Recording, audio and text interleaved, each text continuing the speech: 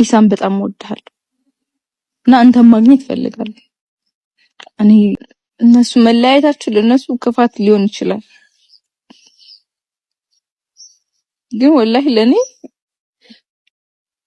አላህ መንገድ ነው የከፈተው። አረ ሴቱ እፍረት አጣ እፍረት። አረ እፍረት የሚባልም ነገር አለ። ሴት ልጅ እኮ ሀያ ሲሞላባት ነው በጣም ደስ የሚለው። አምስተኛ ደግሞ ፈተና ውስጥ የገባሁት ምንድነው ያን ሰው ስወድ የሰው ሰው ሆኖ ወደድኩት። የራሱ ሪሌሽን ባለው የራሱ ግንኙነት አለው የራሱ ህይወት አለው ብዬ እያየሁኝ ያ ሰው እያለው ብዬም ያሳመንኩት አእምሮዬን ለሱ ልቤ በጣም ጥሩ ስሜት ተሰማኝ። ያን ሰው ማየት ፈለኩ። ከዛ ሰው ያን ሰው ናፈኩት። ሳላውቀው በልቤ ብቻ ትልቅ ቦታ ሰጠሁት። ይሄ ለምን ሆነ? አላህ ወይኔን እውነተኛ ህይወትና ፍቅር እንዳለ ሊያስተምረኝ ፈልጓል ወይ ደግሞ አላህ ደግሞ በፍቅር ሊፈትነኝ ፈልጓል። ኢንሻአላህ አላህ ደግሞ ሊያስተምረኝና ጥሩ ነገር ሊሰጠኝ ነው ብዬ አሳምናለሁ ራሴ። አላህም ደግሞ እኔን በጠረጠራችሁብኝ ቦታ እገኛለሁ። በቃ አላህን ማለት ምንም ሸክ ሳላደርግ ይህ ነገር ይሳካል ለኸይር ነው ብዬ ካመንኩኝ ወላሂ አላህ ኸይር ነው የሚያደርገው። ወላሂ ኸይር ነው የሚሆነው። እኔ የምፈልገው እናንተ እንድትወቅሱኝ እንድታዝኑ ሳይሆን እንድታዝኑብኝም ሳይሆን እኔን ዱዓ እንድታደርጉልኝ የእውነት ልቤ ጋር ያለው ድሮ ባገኘው ብዬ ተመኘሁትን ህይወት አሁን እንዳገኝ በቃ እኔ ተሰብሬያለሁ። በወንድ ልጅም በሰውም በደስታም በትዳር በኩልም ሆነ በፍቅር ተጎድቻለሁ። በቃ እኔ የምፈልገውን ህይወት ኑሬ አላውቅም። አሁንም የሰው ስወድም ያንኛውን ህይወት ልደግም ይሁን ምናልባት የሰው ሰው አስወደደኝ ብዬ ነበር፣ ግን ወላሂ አይደለም። አላህ መንገዱን ከፈተልኝ። ያን ሰው የማገኝበትን እድል አመቻችልኝ።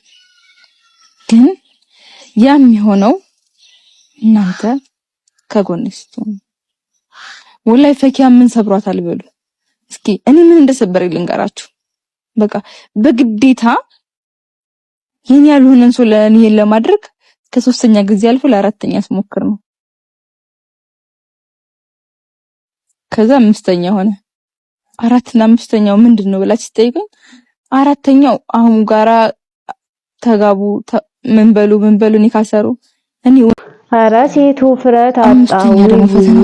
እሺ እባክሽ ከዛ ያን ሰው ስወድ የሰው ሰው ሆኖ ወደድኩት። በጣም ነው የሚያሳዝነው። ተወጀለ የራሱ ሪሌሽን ባለው የራሱ ግንኙነት አለው የራሱ ህይወት አለው ትተውልሻለች ያለው ብዬም ያሳምኩት አእምሮዬ እንኳን ገባሽ በመሃላቸው ጥሩ ስሜት ተሰማ። በቃ ያን ሰው ማየት ፈለኩ።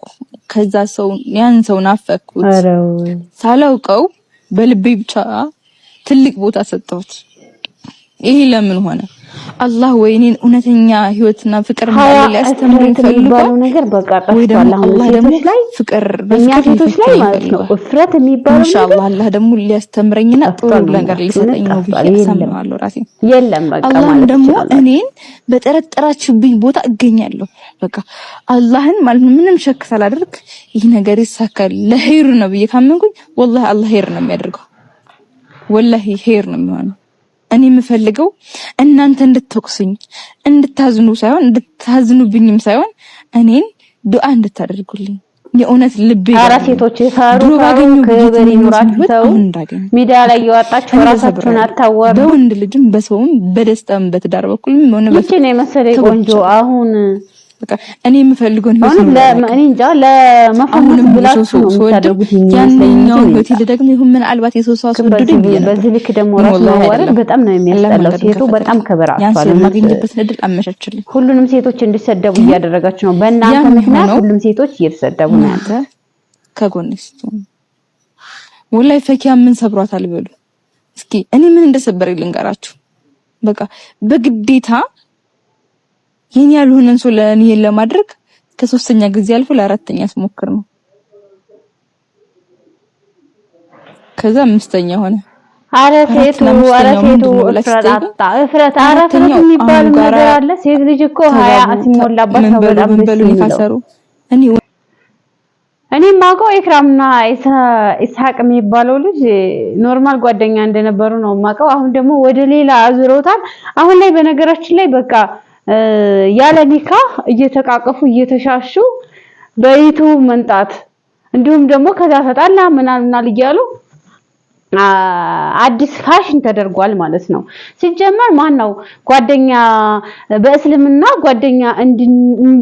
ጓደኝነት ያዙ ችግር የለውም የተባላችሁ ነው የምትመስሉት ማለት ነው። በእስልምና ይፈቀዳል እንዴ? እንትናን ማነው ሚፍታህንና ያችን ልጅ ይሁልኝ ማለት ነው። አሁን እነሱ ገና እኔ ካልታሰረም ግን ምን አይነት ነገር እየተካሄደ እንደሆነ እያያችሁ ነው።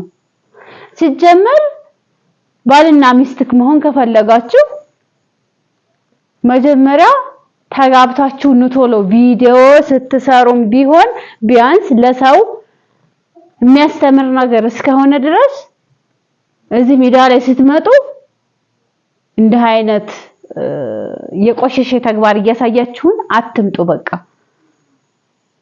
እንዴ። በነገራችን ላይ ተመልካቹም ላይ መፍረድ ይቻላል። ምክንያቱም ጥሩ ነገር ሲሰራ አያዩም። የሚያዩት እዛ የሆነ ወሬ ምናምን ያለበት በቃ ወይም ደግሞ አሁን እነዚህ ተጣላን ምናል ጓደኛ ምናምን የሚሉት ባልና ሚስት አይደሉም። ገና አልተጋቡም። ሲጀመር ሚፍታህም አላገባም። ግን ገና ሳይጋቡ ነው እንደዛ የሚሆኑት ማለት ነው። ኢክራምና ኢስሃም ቢሆንም አልተጋቡም። አሁን ደግሞ ሌላው አመታ ደግሞ ኧረ እኔ ኢስሃምን እወደዋለሁኝ እንኳንም ተጣላችሁ ደስ ብሎኛል ኢንሻአላህ አላህ ተመኙ ብሏል እመኛለሁ ብላ በአደባባይ ክብሯን እያዋረደች ትገኛለች። በእስልምና ጓደኝነት ያዙ ችግር የለውም የተባላችሁ ነው የምትመስሉት ማለት ነው። በእስልምና ይፈቀዳል እንዴ? እንትናን ማነው ሚፍታህንና ያችን ልጅ ይሁልኝ ማለት ነው። አሁን እነሱ ገና እኔ ካልታሰረም ግን ምን አይነት ነገር እየተካሄደ እንደሆነ እያያችሁ ነው። ሲጀመር ባልና ሚስት መሆን ከፈለጋችሁ መጀመሪያ ተጋብታችሁ ቶሎ ቪዲዮ ስትሰሩም ቢሆን ቢያንስ ለሰው የሚያስተምር ነገር እስከሆነ ድረስ እዚህ ሜዳ ላይ ስትመጡ እንደ አይነት የቆሸሸ ተግባር እያሳያችሁን አትምጡ በቃ።